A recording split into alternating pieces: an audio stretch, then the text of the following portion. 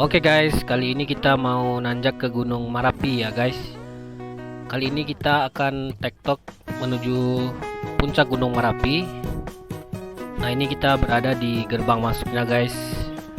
Sekarang kita berada di jembatan bambu ya guys. Jadi guys, tadi kita berangkat dari posko itu pada pukul setengah 10 pagi guys. Rencana awalnya itu kita berangkat jam 7 pagi, tapi ya mau gimana guys, waktu kita ngaret guys.